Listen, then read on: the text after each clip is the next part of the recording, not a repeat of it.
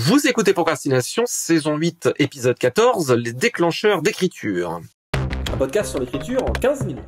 Parce que vous avez autre chose à faire et qu'on n'a pas la science incluse.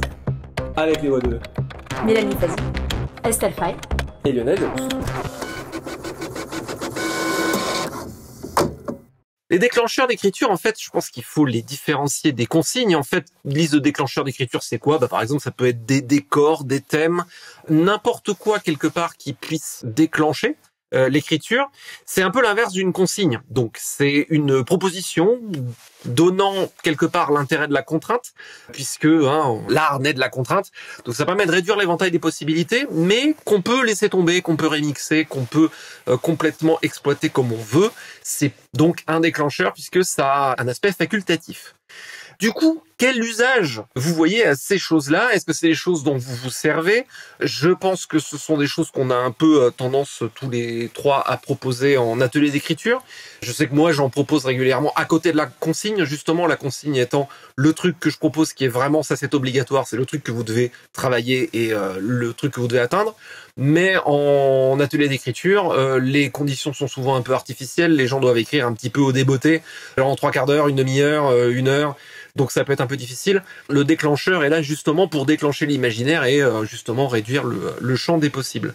Je pense que le déclencheur d'écriture ou le déclencheur artistique, l'un des plus célèbres, c'est le jeu de cartes Oblique Strategies, qui a été, je crois, si ma mémoire est bonne, je mettrai dans les notes, designé par, entre autres, Brian Eno, qui est un jeu de cartes, qui est un peu, je dirais, le tarot de la création, où en gros, ça marche à peu près pour tout, et ce sont des déclencheurs un petit peu, justement, obliques, du genre, et si tu le faisais à l'envers, refais-le, mais plus fort.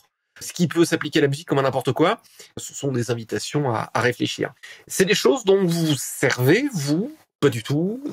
Moi, c'est pas tellement quelque chose que j'utilise dans ma pratique d'écriture, c'est-à-dire que les seuls déclencheurs extérieurs que je vais utiliser, c'est éventuellement les contraintes des appels à texte, ce qui n'est pas exactement la même chose. Il m'est arrivé d'en donner en atelier d'écriture, par contre. Par exemple, j'avais fait un atelier sur la Nouvelle Fantastique, où j'avais essayé de donner comme déclencheur, à tirer au sort, un lieu et un personnage. Ça fait un peu Cluedo, en fait, je sais plus, un prêtre dans une bibliothèque, ou je sais plus, c'était des décors comme ça. Le décor, le personnage, et les gens à partir de là me faisaient une nouvelle fantastique. Une autre fois, j'ai tenté d'imprimer des photos de films et de les montrer, et ça, étonnamment, ça n'a pas aussi bien pris, parce que bizarrement, des photos que je trouvais très parlantes ne l'étaient pas pour d'autres personnes parce que c'était trop visuel.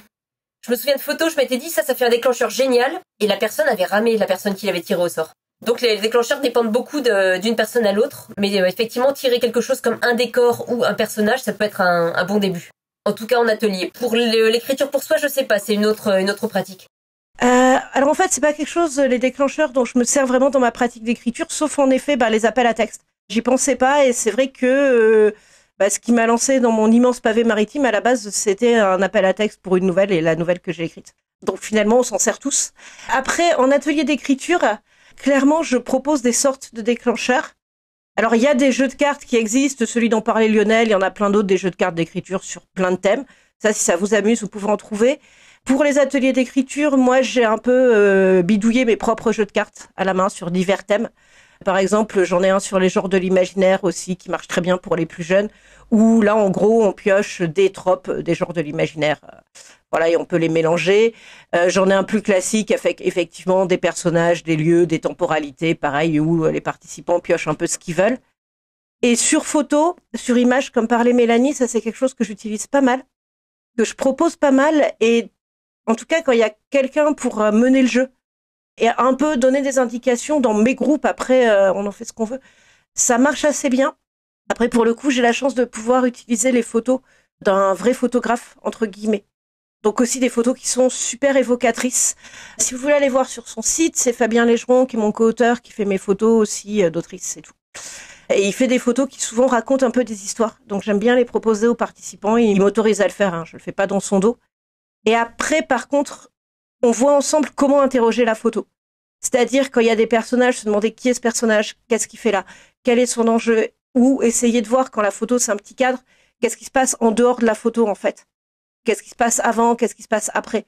Ou prendre deux photos qui n'ont pas forcément quelque chose à voir ensemble et se dire, trouver un lien entre les deux en fait, créer une histoire entre ces deux photos.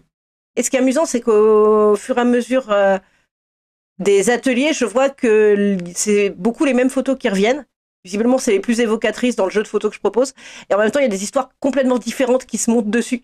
Et ça, c'est assez intéressant aussi de voir les différentes histoires qui se montent au fil des ateliers. Et par moments, c'est des histoires qui n'ont rien à voir sur complètement la même photo. Et en plus, chaque participant me dit, oui, non, mais ça, je suis sûre que ça évoque ça, quoi. Et c'est des trucs complètement différents et c'est assez drôle. Bah, j'ai un peu l'impression que ça fonctionne bien quand il y a deux éléments qui se répondent et qu'on doit trouver le lien entre les deux. Moi, ça, résonne pas mal avec le fait que il me semble qu'une idée, quand on a une idée pour un texte soi-même, c'est souvent la réunion de plusieurs éléments, plusieurs idées. C'est pas juste tel décor, c'est tiens, tel personnage et telle situation, c'est tel truc et tel truc. Et c'est ce et souvent qui est l'histoire. Donc effectivement, c'est intéressant d'avoir deux éléments. Et c'est ça qui n'a pas marché quand je montrais les photos, je pense. Et après aussi, quand je fais avec des petits jeux de cartes, quand justement il y a quelqu'un qui bloque, les deux trucs que je conseille toujours, c'est soit en parler avec le groupe quand on est en groupe, qui marche très bien, soit piocher une carte supplémentaire, ajouter un événement ou ajouter un objet ou ajouter, etc., quelque chose de plus en fait.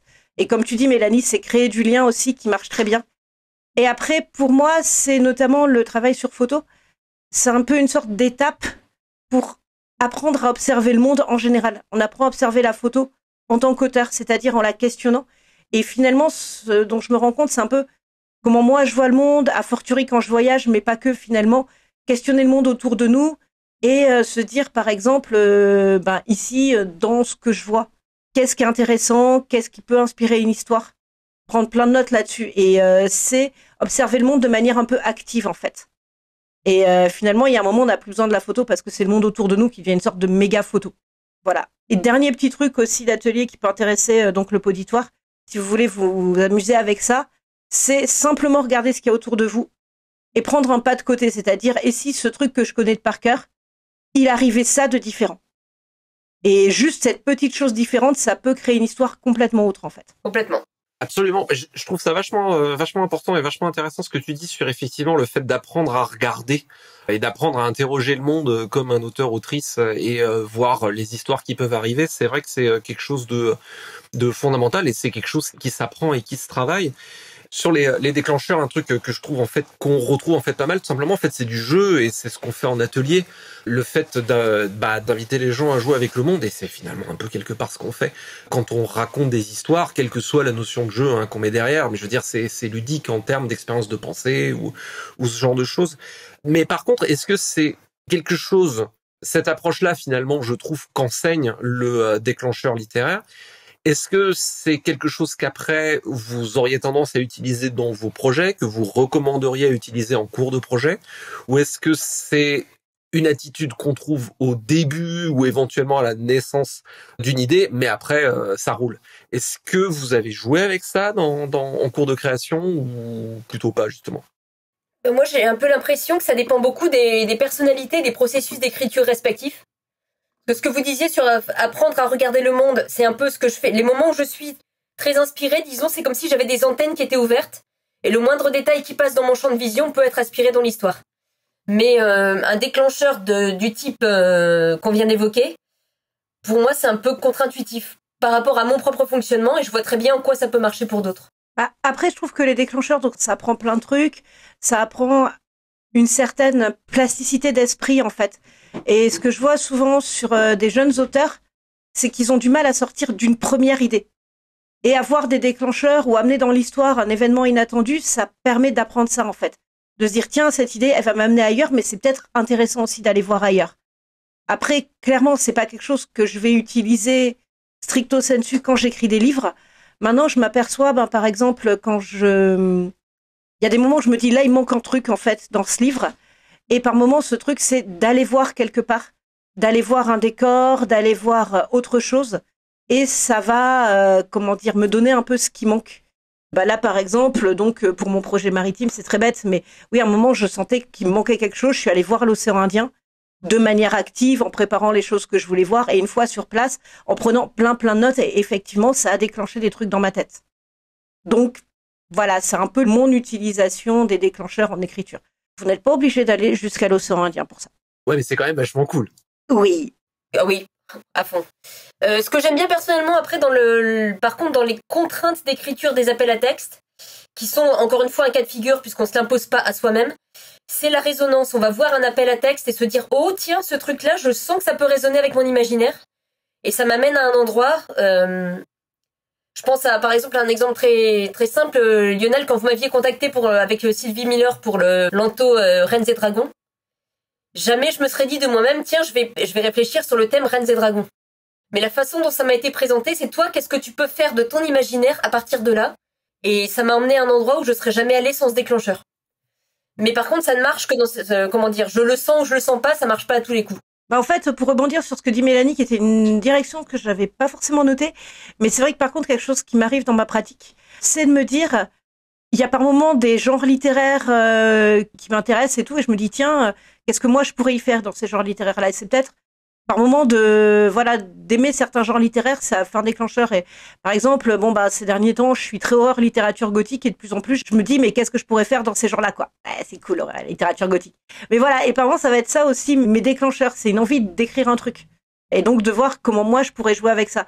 Disons, le truc sur les déclencheurs que j'aime bien aussi, c'est que ça rappelle quelque chose qu'on a tendance parfois à oublier quand on se lance dans des projets au long cours, je sais pas ce qu'on pense Lionel là-dessus, mais la dimension ludique de l'écriture. Que quand même l'écriture c'est fun et qu'il faut tester des trucs et tester des trucs qui nous amusent. Et ça jouer avec tout ce qui est déclencheur, ça nous rappelle ça quoi. Et c'est important. Et la nouvelle c'est bien pour ça. Pour s'amuser sur une idée complètement barrée sans s'embarquer pendant des années. Alors après parfois la nouvelle elle se change en roman.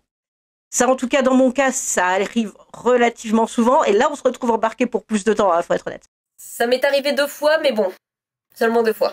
Mais alors complètement sur la dimension ludique et effectivement je suis tout à fait d'accord, c'est aussi quelque chose qu'on a tendance à oublier. En fait le déclencheur c'est un peu ça qui nous apprend, je trouve, c'est le jeu, le fait de sortir un peu de sa zone de confort et en même temps un truc qui pour moi est très important, je trouve, c'est réduire l'immensité du monde, puisqu'on peut écrire virtuellement n'importe quoi, sauf qu'à un moment, il faut bien partir dans une direction, donc je trouve que ça manie un peu ces deux choses-là, et je trouve que c'est la chose intéressante à travailler avec des déclencheurs, parce qu'après, justement, moi, c'est pas un truc que j'emploie non plus.